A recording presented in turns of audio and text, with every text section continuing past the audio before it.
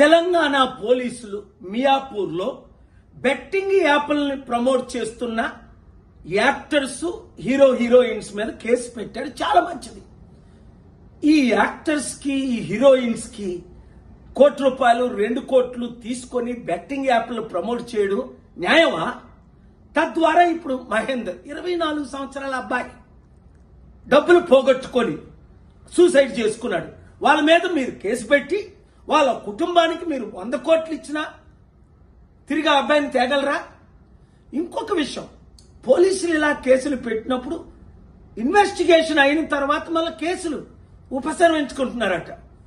దానికి ఉదాహరణ మన అల్లు అర్జున్ జైల్లో పెట్టారు, 100 కోట్లు అందేయట, మళ్ళీ కేసు లేకుండా నీళ్ళు గాల్చేశారట. అలా కాకుండా నేను ఇచ్చే 2 సలహాలు. ఒకటి, మీరు హీరోస్ హీరోయిన్స్ కనీసం మాదిరిగానే ఉండాలి కదా. మీరు 100 కోట్లు సంపాదించుకుంటున్నారు, మీరు సొంతంగా చారిటీలు చేయండి, లేదంటే నోరు మూసుకొని ఊరుకోండి.